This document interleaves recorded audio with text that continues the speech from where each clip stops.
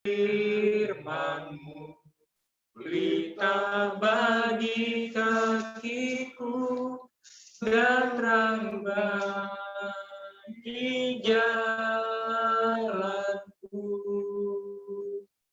Waktu ku bimbang dan hilang jalanku, tetaplah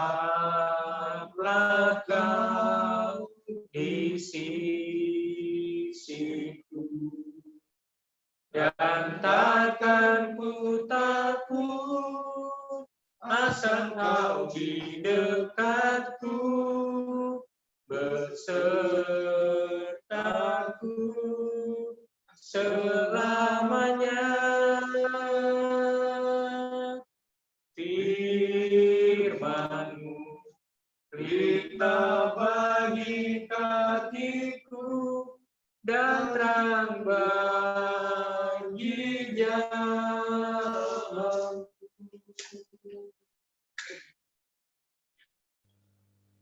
Baik, Bapak Ibu Saudara yang terkasih, kita akan mendengarkan firman Tuhan, kita bersatu di dalam doa. Bapak yang di surga, hadirlah di dalam ruang Zoom ini, ruang digital ini, dalam kerinduan kami berkumpul, bersekutu, walaupun terpisah jarak, tapi kami percaya firman Tuhan akan kami dengar menjadi pegangan hidup, dan kami harapkan Tuhan bimbingan Roh Kudus-Mu yang mengajari kami, karena pengetahuan kami terbatas, tapi kami percaya Roh Kudus-Mu yang akan membimbing kami untuk mampu melakukannya dalam aktivitas kami sehari-hari, dalam realitas kami. Di dalam nama Yesus kami berdoa. Amin. Baik, shalom Bapak Ibu Saudara sekalian. Selamat berjumpa ya, salam kenal. Saya Pendeta DKPS, orang Batak. Jadi saya adalah asli orang Siantar. Jadi sudah 4 tahun jadi pendeta. Dan sekarang lagi studi semester 3, sudah proposal tesis di Duta Wacana Yogyakarta.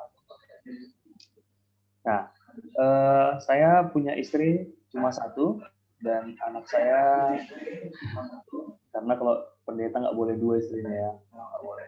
Nah, anak saya masih 1, namanya Jan Francis dari Kanada. Kami asli orang Siantar dan salam kenal buat kita semua. Harapannya semoga walaupun kita terpisah jarak, firman Tuhan yang kami sampaikan bisa menguatkan dan memberi semangat baru rohani bagi Bapak Ibu sekalian.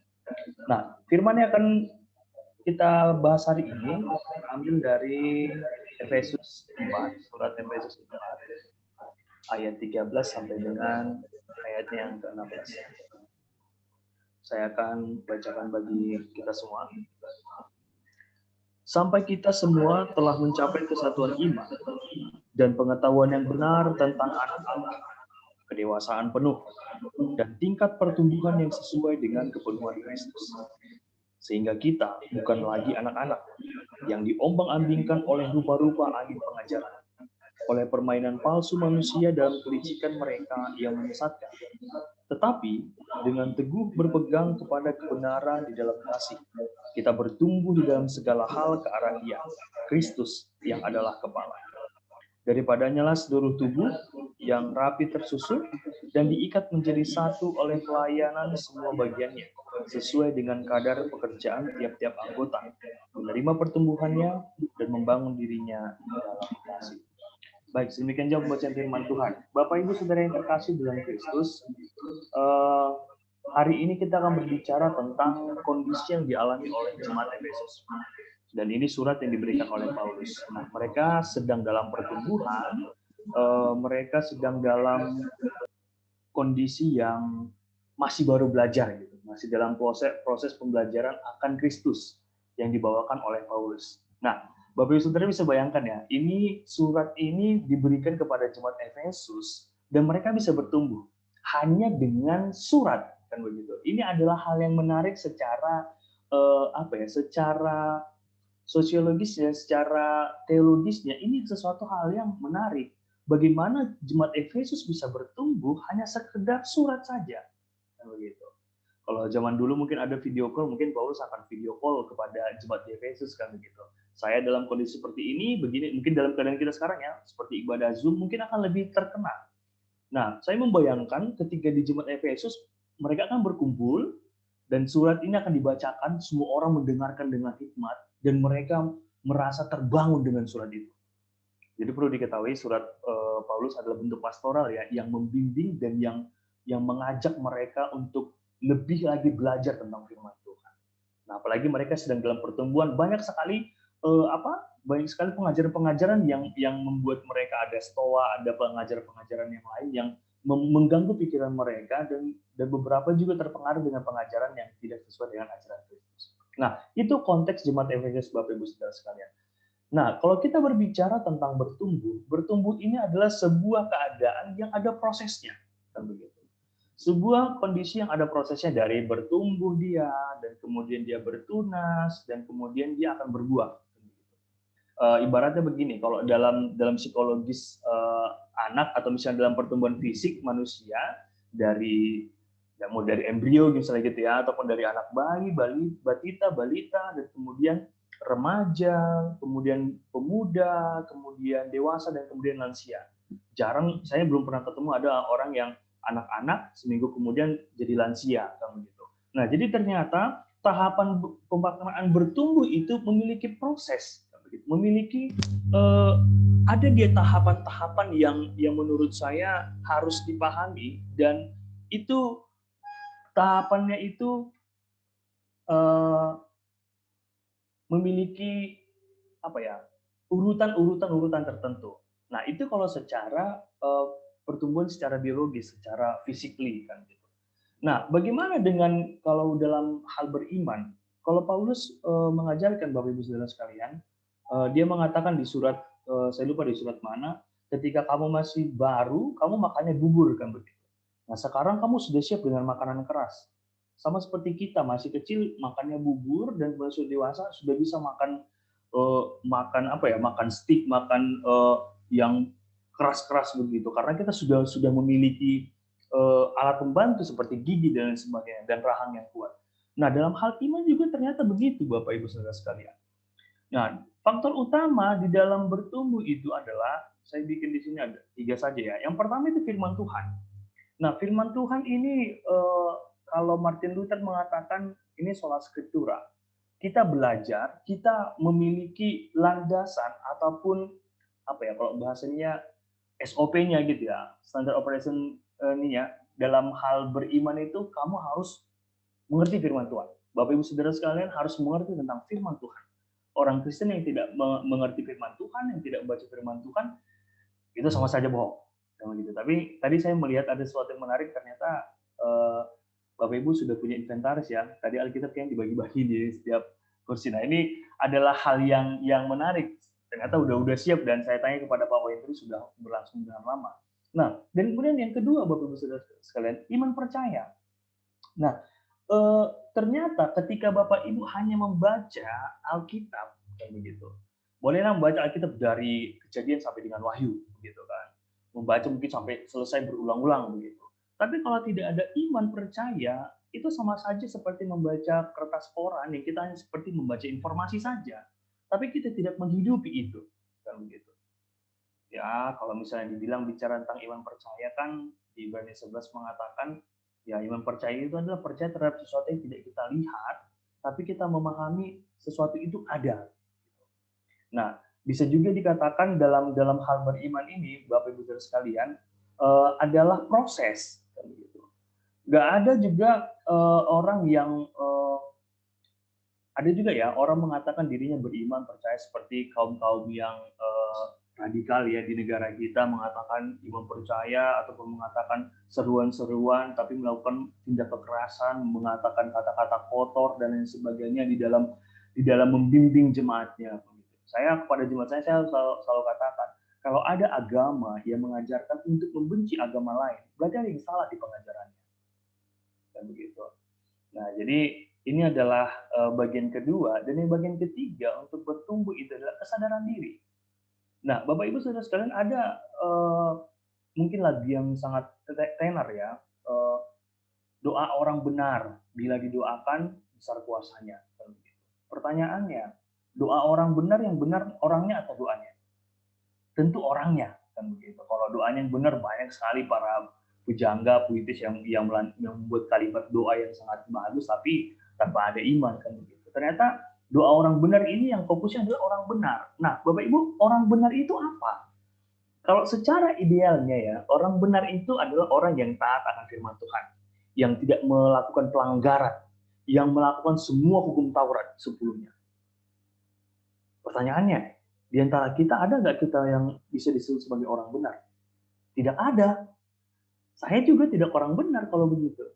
Nah, tapi dalam kategori pengajaran iman ini, orang benar yang dimaksud di sini adalah orang yang menyadari dirinya. Nanti bisa dibaca di 1 Yohanes 1 ayat 7-9. Ketika kita mengaku dosa kita, maka dia adalah setia dan adil. It means bahwasanya ketika saya mengaku bahwa saya adalah orang berdosa, karena memang saya orang berdosa, di situ saya adalah orang benar. Misalnya saya mengatakan bahwasanya saya bukan pendeta, tapi ternyata saya pendeta. Nah, itu kan saya mengatakan sesuatu yang tidak benar. Atau saya mengatakan diri saya cakep, ternyata wajah saya nggak enak dilihat. Nah, itu kan bukan orang benar. Nah, jadi 3 bagian ini, Bapak Ibu Saudara sekalian, adalah faktor yang saya buat ya, saya rumuskan dengan singkat untuk membuat iman bertumbuh. Dari firman Tuhan, pembacaan firman Tuhan, baik itu persekutuan, ibadah, dan lain sebagainya, dan kemudian iman percaya yang dibangun dari bentuk, saya selalu mengatakan begini, masing-masing kita punya Alkitab kita masing-masing, punya pengalaman yang sangat luar biasa tentang bagaimana perbuatan Tuhan. Ya, saya tidak bisa mengatakan bahwa ketika saya jadi pendeta, iman saya lebih tinggi daripada Bapak Ibu Saudara yang ada di PHM ya. Belum tentu juga, karena memang tidak ada parameternya untuk menghitung itu. Tapi yang perlu kita pahami adalah masing-masing kita punya kotak khusus yang isinya itu berisi tentang perbuatan Tuhan, dan itu membuat Bapak Ibu Saudara sekalian bisa resisten, bisa struggling di dalam segala permasalahan, dan masih tetap memuji Tuhan. Nah, itu yang perlu digaris bawahi oleh Bapak Ibu Saudara sekalian, dan kita memahami bahwasanya iman itu bertumbuh. Berarti kalau bertumbuh tidak ada habisnya, Bapak Ibu Saudara sekalian. Ini adalah proses, ini adalah sebuah perjalanan yang akan terus-menerus sampai dengan akhir hayat kita, sampai akhir nafas kita. Nah, selanjutnya, apa sih penghambat ketika iman saya tidak bertumbuh? Apa penghambat yang membuat saya sepertinya kayak stuck, bahkan berdoa pun hambar kan gitu. Kadang-kadang kalau sama pemuda-pemuda saya mengatakan, banyak yang pemuda itu berdoa, Tuhan kayak kemarin gitu ya. Ataupun Tuhan kau tahu yang ku mau. Saking tidak tahu lagi mau berdoa seperti apa. Ataupun dia berdoa malam, disebutkan doanya A, B, C, D, E sampai panjang, tapi aminnya pas waktu bangun pagi kan gitu. Jadi dia lupa mengatakan amin. Nah, ini adalah faktor penghambat yang saya susun beberapa. Yang pertama adalah karena acuh. Ya, Bapak Ibu Saudara sekalian, sekarang kan orang-orang, walaupun saya belajar teologi 5 tahun gitu, tapi Bapak Ibu Saudara sekalian bisa mengakses, ada banyak sekali platform yang menyuguhkan tentang pengajaran kan begitu, tentang tafsiran inilah, tentang khotbah ini. Bapak Ibu bisa melihat YouTube, bahkan kan begitu, bisa melihat khotbah ataupun yang live di Facebook, live di Instagram, dan lain sebagainya. Tapi ada orang yang juga acuh terhadap itu. Tidak memenuhi dirinya untuk sesuatu yang berguna bagi pertumbuhan imannya, Bapak Ibu Saudara sekalian. Seperti yang saya katakan tadi, ada juga orang yang berdoanya pun hambar. Dia berdoa kayak ya asal berdoa saja. Saya selalu berpikir, kira-kira kapan sih jemaat itu berdoa yang benar-benar khusyuk sekali, yang benar-benar merasakan Tuhan itu dekat sekali di dalam diri saya begitu. Nah, itu adalah faktor-faktor X yang menurut saya dialami masing-masing orang. Jadi ada grafik yang fluktuatif di dalam perjalanan kehidupan rohani seseorang. Nah, itu untuk acuh. Yang kedua adalah individualis. Banyak orang yang berpikir bahwasanya this is me, this is my work, this is my place, and this is my world. Kan begitu. Orang lain ya terserah dia nggak mau ngapain. Kan begitu.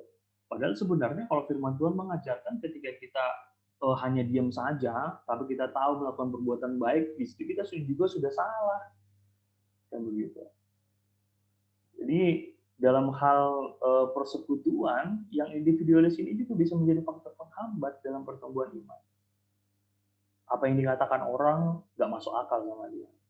Nah, dan kemudian inkonsistensi. Ada orang, Bapak Ibu Saudara sekalian, ya mungkin beberapa dari kita pernah mengalami kan begitu. Di satu momen kita merasa seperti, wah luar biasa sekali ibadah hari ini dan sebagainya, firman dan sebagainya. Tapi ada momen-momen di mana kayak, ya udahlah formalitas yang penting hadirlah gitu. Nah, saya merasakan itu adalah hal-hal yang wajar yang dialami oleh semua orang kan begitu. Misalnya kayak saya pendeta, saya bisa bisa khotbah seminggu 3 kali atau 4 kali kan begitu.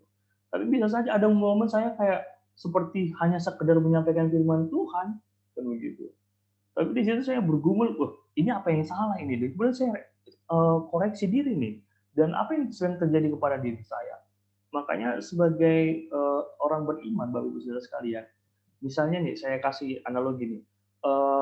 Kalau dalam grafik itu ketika iman percaya Bapak Ibu Saudara sekalian naik 2 nih.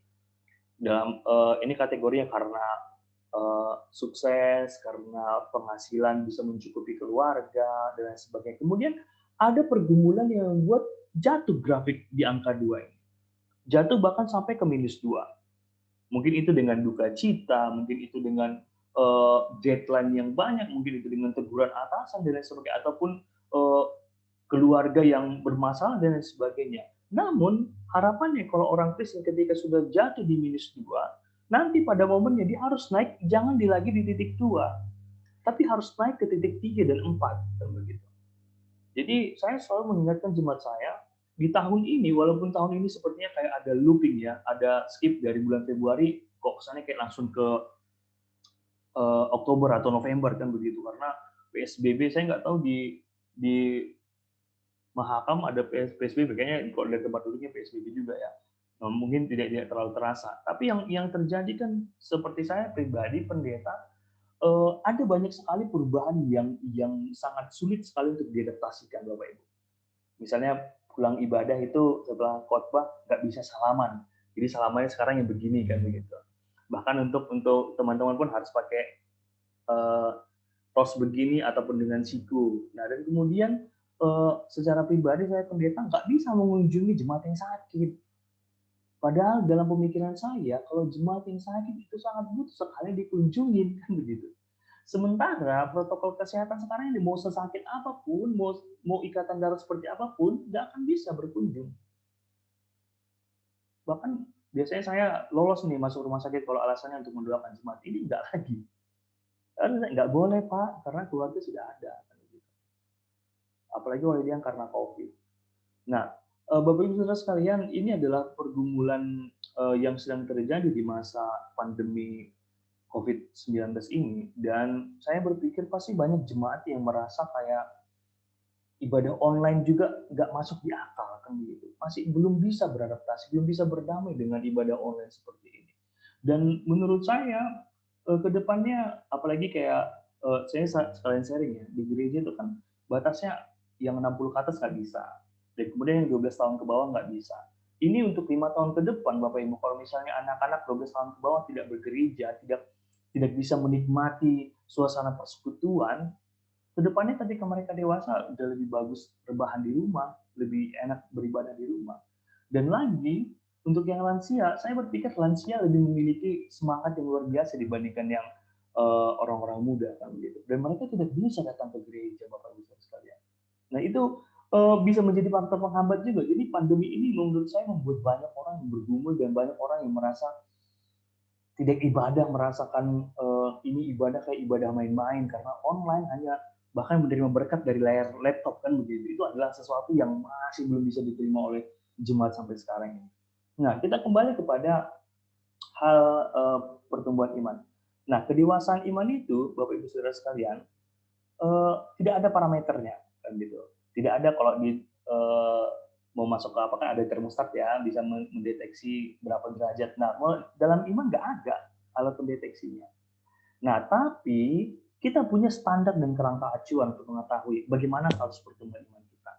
Dalam pengenalan akan Tuhan dan karya tangan Tuhan dalam kehidupan kita. Itu adalah kerangka acuan, Bapak Ibu. Itu adalah standar dari kita tentang firman Tuhan yang kita kenal. Dan kemudian bagaimana perjalanan hidup kita, pengalaman kita, baik buruknya, suka dan dukanya, di dalam kehidupan itu adalah bagaimana kita merespon pergumulan itu adalah bentuk dari pertumbuhan iman. Nah, dan selanjutnya Bapak Ibu, saya belum kelamaan ya. Nah, berkat orang beriman itu saya membuat ada dua kategori. Ada dua kategori. Yang pertama, berkat itu adalah ketika doa Bapak Ibu diterima, harapan Bapak Ibu berjalan sesuai dengan keinginan, dan kemudian kesuksesan, hal-hal yang luar biasa, hal-hal yang baik, hal-hal yang menyenangkan, itu dianggap orang adalah berkat. Nah, yang bagian yang kedua, kita bisa berbeda, tapi ini adalah pandangan saya sebagai pendeta dan pengalaman saya sebagai manusia tentunya. Bagi saya berkat itu adalah termasuk juga ketika saya memiliki banyak pergumulan, ketika saya jatuh, tetapi saya bisa tetap bangkit bersama Kristus, dan bisa tetap setia kepada Kristus, itu adalah bentuk berkat bagi saya. Nah, bagi kita semua, bagi saudara sekalian, berkat orang beriman adalah memahami dan mengenal bagaimana Tuhan berkarya di dalam kehidupan kita. Nah, supaya tidak hanya sekedar kayak ketika hidup tidak baik kita marah-marah sama Tuhan. Tuhan, kenapa begini, kenapa begitu? Tapi ketika kehidupan kita lancar dan baik-baik saja, kita tidak pernah meresponnya, tidak pernah memberi kepada Tuhan, tidak pernah berbagi kepada sesama, tidak pernah peduli terhadap gereja di tempat kita beribadah. Itu juga termasuk kritik, autokritik kepada kita masing-masing. Nah, selanjutnya adalah growing up is more than showing up. Begitu. Growing up di dalam pertumbuhan iman adalah lebih penting daripada kita menunjukkan bagaimana tampilan luarnya kita. Jadi supaya menjadi orang Kristen itu lebih fokus kepada pertumbuhannya, Bapak Ibu sekalian. Nah, ini ada sebuah ilustrasi, ada sebuah video. Ini tentang pohon kurma. Mungkin Bapak Ibu Saudara sekalian ada beberapa yang pernah melihat, tapi ini sangat menarik untuk kita ambil refleksinya. Saya akan putar ya.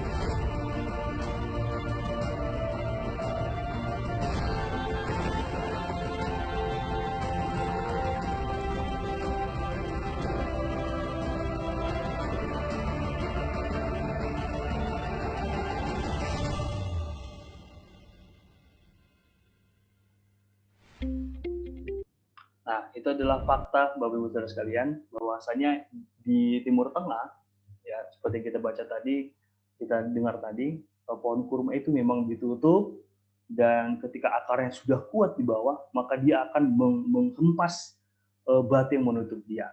Begitu. Nah, saya juga berpikir bahwasanya kerinduan Bapak Ibu Saudara sekalian yang ada di Mahakam sekarang, mungkin untuk kerinduan kepada keluarga, kerinduan untuk bersekutu di dalam ruang ibadah, dalam ruang gereja, dan secara umum jemaat Tuhan di Indonesia ini juga sedang ditutup batu kan, dengan pandemi ini tertutup dengan sangat rapat, dan kita benar-benar ditekan oleh permasalahan ini, tapi harapannya kita mengupgrade diri kita dan juga memfasilitasi diri kita supaya tetap bertumbuh, supaya tetap memahami tentang bagaimana firman Tuhan di dalam kehidupan kita, bagaimana Tuhan bekerja dalam masa pandemi ini, bagaimana Tuhan selalu ada bersama kita dalam segala permasalahan kita. Amin. Kita bersatu dalam doa dan kita akan berdoa sama. Kita berdoa. Bapak yang di surga, terima kasih Tuhan untuk firman yang bisa kami dengar hari ini. Kami tahu dalam pertumbuhan iman kami, Engkau selalu hadir dan juga menuntun kami. Terkhusus juga untuk Bapak, Ibu, dan Saudara yang ada di Mahakam yang sedang bekerja dan bertanggung jawab atas pekerjaan mereka. Tuhanlah yang menyertai mereka, Tuhan, baik itu dalam fisik mereka, imunitas tubuh mereka, begitu juga dalam ibadah mereka, Tuhan. Kami percaya bahwasanya mereka membiasakan diri dengan doa, membiasakan diri dengan persekutuan-persekutuan ini, dan membuat mereka tetap lebih dekat kepada Tuhan, walaupun mereka harus jauh dari keluarga, walaupun mereka harus jauh dari sanak saudara mereka, tapi kiranya Tuhanlah yang menyertai, Tuhanlah yang membantu mereka di dalam perjalanan, di dalam pertumbuhan iman mereka, supaya semakin dewasa dan semakin bertumbuh mereka, Tuhan senantiasa mengingat Tuhan dalam segala pekerjaan mereka. Kami juga berdoa Bapa di dalam nama-Mu untuk perusahaan di mana mereka bekerja, Tuhan yang menyertai untuk keamanan pekerjaan dan juga target pekerjaan yang harus mereka lakukan. Kami percaya Tuhan yang menyertai juga perusahaan itu, semua orang yang bekerja, yang bertanggung jawab di dalam perusahaan mereka, Tuhan yang melindungi dan kiranya tetap memberkati mereka dalam segala aktivitas pekerjaan mereka. Begitu juga keluarga mereka yang jauh daripada mereka, Tuhan, yang mungkin sudah lama tidak berjumpa, tapi kiranya doalah yang menyatukan mereka, doalah yang menghubungkan mereka supaya senantiasa terjalin kekeluargaan dan juga rasa cinta dan juga harmoni dalam keluarga mereka tetap berjalan dengan baik. Begitu juga Bapak untuk bangsa dan negara kami ini, Engkau yang melindungi apapun yang terjadi dalam bangsa kami, terkhusus dalam upaya pemerintah dalam melawan COVID-19, di mana Tuhan begitu banyak kasus yang muncul dan sudah berpuluh ribu umat-Mu yang meninggal karena COVID-19. Kami percaya Tuhan, Tuhanlah yang menyertai semua tenaga kesehatan, Tuhan yang menyertai semua upaya-upaya untuk penemuan vaksin, Tuhan juga yang menyertai semua pasien yang sedang berjuang juga untuk melawan penyakit mereka, tidak hanya COVID-19, tapi penyakit yang lain juga yang sedang berjuang untuk melawan penyakitnya, Tuhanlah yang menyertai mereka. Ini kami Bapak, Engkau sertai satu persatu pribadi, Bapak Ibu Saudara yang sedang bekerja di perusahaan ini yang di Mahakam, di Bekapai, Tuhanlah yang selalu menjaga mereka dan ingatkan mereka untuk senantiasa membaca firman Tuhan. Ingatkan mereka untuk senantiasa berdoa kepada Tuhan, mendoakan diri mereka, dan juga mendoakan keluarga mereka. Ini kami Bapa, dalam nama anak-Mu Tuhan Yesus Kristus, kami berdoa dan mengucap syukur. Amin. Mari kita sama-sama mengucapkan doa yang diajarkan Tuhan Yesus Kristus kepada murid-muridnya. Bapa kami di surga, dikuduskanlah nama-Mu, datanglah kerajaan-Mu, jadilah kehendak-Mu di bumi seperti di surga. Berikanlah kami pada hari ini makanan kami secukupnya, dan ampunilah kami akan kesalahan kami, seperti kami juga mengampuni orang yang bersalah kepada kami. Dan jangan bawa kami ke dalam pencobaan, tetapi lepaskanlah kami daripada yang jahat. Karena Engkau yang punya kerajaan dan kuasa dan kemuliaan sampai selama-lamanya. Amin.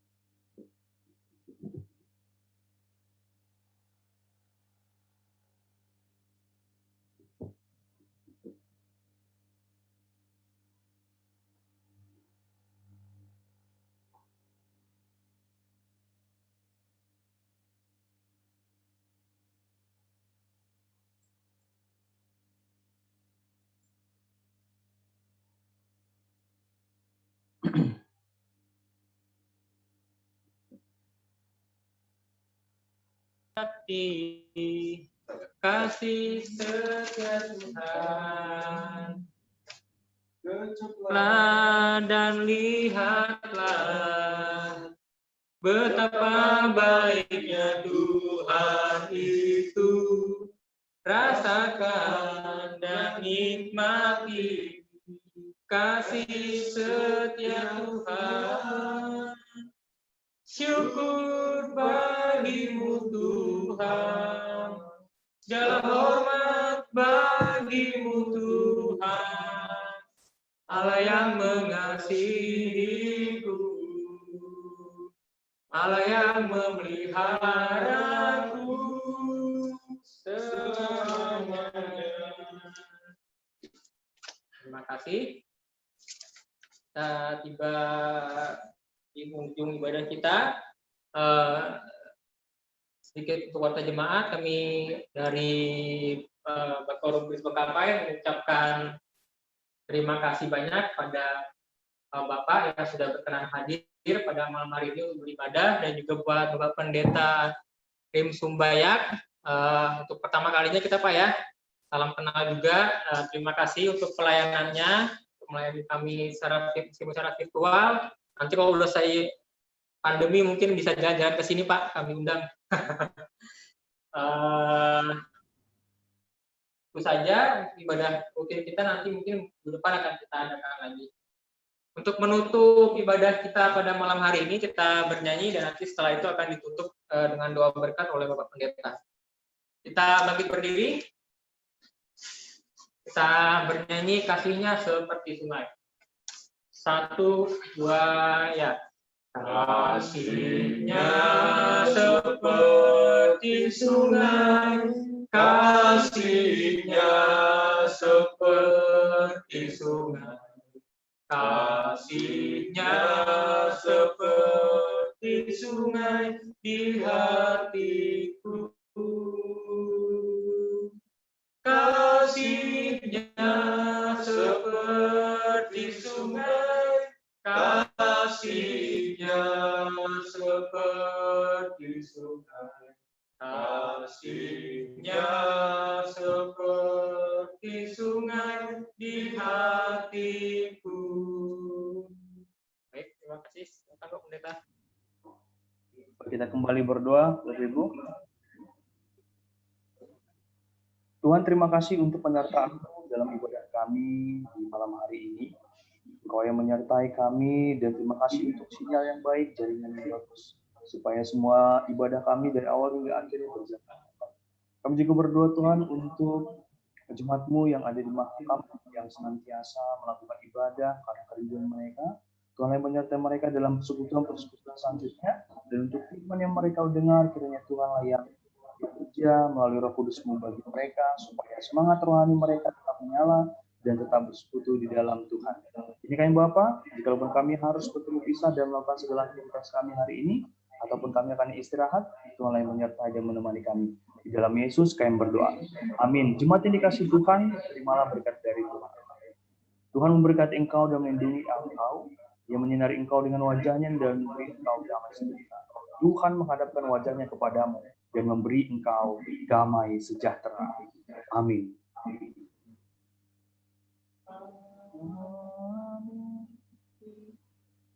Oke, terima kasih. Ibadah kita sudah selesai. Tuhan.